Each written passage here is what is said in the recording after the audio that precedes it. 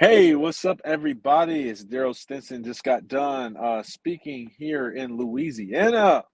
What's funny? I was about to sing the wrong song. I was about to sing "You Can Find Me in St. Louis, where the guns play, rain all day." Nah, nah, nah. Some of y'all don't know what that is, but some of y'all do.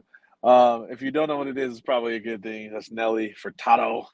Um, and it's St. Louis, not Louisiana. Two different things. Anyways, um, one of the things that came up for me is just how much I love and how much I hate speaking. And what I wanted to come on here and do is talk about this love hate relationship with speaking because there's people who will be watching this live, or if you're watching this replay, just put hashtag replay in the chat.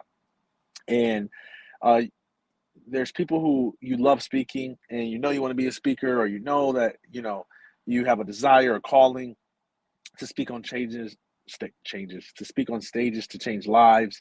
And then there's people who will be watching this who have a hate relationship with speaking. They hate being in front of people. They hate the nervous feeling, the anxious feeling. They hate how they feel. They hate the sound of their voice. They hate how they look. All the things, right? And the reason why this comes up is because even though this is what I do for a living, I still, in some ways, have a love hate relationship with it. I will say that, the more that I grow, the more that I accept my true gifts, and the more that I um, improve my skill and reflect on the benefits that happens when I do that, the greater of a love relationship I have with speaking. But historically, it's been a really hate love relationship, and in some seasons of my life, it's been all hate, no love. And one of the things that I hate about public speaking is the emotions that I sometimes attach to other people. I feel like a lot of times I open people up to these possibilities. And while I give them tips and tools and strategies and a way to like continue the path with me, or a way to continue their path on their own, um, to be honest with you, sometimes it's like hard to for people to connect to certain teachers that they feel like resonate with them. And so if they don't like, you know, fit for the things that I'm doing, but they wish that I had more offerings for them. Um, it's kind of a sad thing. I feel like I'm like opening them up and leaving them to the wolves. So I hate that about it because I'll carry that stuff home. I'll be like, man, I wonder who that person's going to talk to. A lot of people come up to me and they say like I'm the first person that they ever told this fill in the blank to, and that's concerning for me because I'm like, man, I know this person could use a mentor in their life.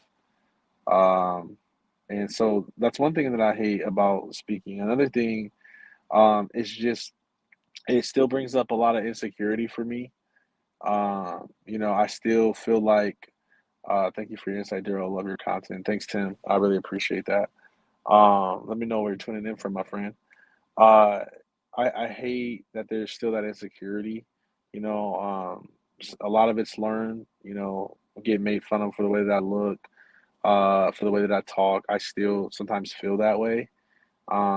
It has in some ways become a gift. Like, so for instance, I noticed like when I'm in the vulnerable space and I'm sharing these like vulnerable stories that certain people who are A-type personalities, unemotional people, they kind of like write me off as if like, oh, this is just like this soft, weak guy. And sometimes, not all the time, I respond to that with like this aggression of like, oh, and maybe you're here and you're thinking like, oh, vulnerability, oh, I heard about that, and I like kind of just like really go at that mentality, and it helps to wake up the audience, to break them out of the limbic state of thinking. It helps to capture attention. It helps to really communicate with true passion. But in some cases, it's like toxic because I'm like grinding the private acts. Like I'm responding, out of a reaction versus some of the times versus responding in true power and authority.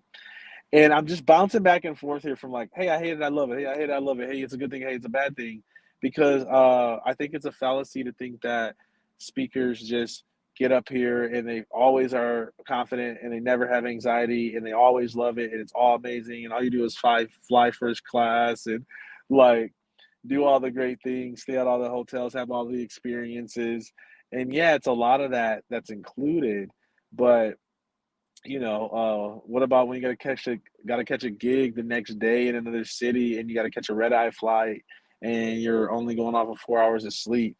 What about when you can't sleep because of how much came up for all the people and you wish you could help them? You're bringing emotions home. What about when everyone loves your presentation, but all you do is remember where you bombed it and where you could have improved? It's a true love-hate relationship with it. But can I tell you something? Like whether you hate it or you love it, it's worth it. Okay, whether you hate it or whether you love it, it's worth it. And I've been on both extremes, and you heard that throughout this share. And what I want to do is I want to help you love it more. I want to help you get out here in front of these audiences. I've never met an audience where I didn't feel like they needed more speakers. I didn't feel like they needed additional voices. Like, yeah, I love repeat gigs. I believe I have a lot to offer, but sometimes I go into environments and I'm like, man, who can I recommend? And I love recommending people who I've helped develop because I know that they're going to bring the same level of if not better, same level of results. Like, just to be honest with you, like nobody wants to recommend a trash speaker, like, period. And so part of what I'm doing and working with the speakers that I'm working with is like training them, developing them so that uh, to pass some of these opportunities off to them where it makes sense, right? Like where I feel like they can be a continuation of the work, where I feel like we can tag team an issue. Maybe I'm a expert at this, but they're an expert at that, and that will supplement one another and complement the environment because if we can just keep hitting them with the right messages, the right content, the right resources, like people can and will change, and that's the power, and that's how our world changed, and that's how our planet gets better when we get out in front of the people and truly connect and truly talk. Um, and so, yeah, uh, if that's you and you're like, hey, I need some support. I know I want to be a speaker. Maybe I have a hate relationship. Maybe there's like a lot of insecurity, like you mentioned, Daryl. Maybe I don't feel like I have the time, and I don't know if it's going to work with my schedule or my current work life balance that I desire. Like whatever it is that's come up for you. Maybe that's you. Maybe you love it and you know that you're called to it, and you're like, I want to do it more. I just don't know where the opportunities at, how to find them, how to secure them, how to really like build something significant out of it. Maybe you just want to do speaking on the side as a way to have some side income and a way to express your story. Like, I was talking to a gentleman the other day. I was like, hey, like 1 gig a month would be a whole different life for you. Like, imagine that. Like, if you just added that, you kept what you're doing, you did 1 gig a month. Do you think that you'll feel better? Do you feel more expressed? You feel more in service? You feel more fulfilled? Like you're making a bigger impact when you start to get those stories. For those of you like who has actually spoken in front of an audience? Like, did you like it? Did you love the feedback you got? Did you love how the people's eyes would light up? And no, Daryl, this doesn't happen when I speak. Well, that can be learned. That can be learned because I tell you what, a lot of insecurity in speaking was learned. I tell you what, these little 2-year-olds I got, and 3-year-olds and 4 years, I got like 4 kids. Well, my youngest daughter's a little shy, but the other two, they just came out chatterboxes. They don't be quiet. They were taught to be quiet. For me being like, be quiet. I'm talking. Mom and dad are talking. And so sometimes the reason why we have insecurity around speaking is because we've been trained that way. Okay. But if we could unlearn that subconscious fear, man, maybe we would love it. Okay. I used to think that I would never do something like this because of how much insecurity I had. But I had to unlearn the fears, unlearn the trauma triggers, unlearn how I perceived myself, what I thought about my voice, what I thought about my image in order to step into this career path, in order to step into this lifestyle. So, anyways, hope that helps you. Let me know. Do you have a love or hate relationship with speaking? How do you feel about it? Let me know in the chat. Love to hear from you. One of the things I love about being able to live stream is that I can interact with you even beyond this live stream. So I got a 3-hour drive back to where I'm going.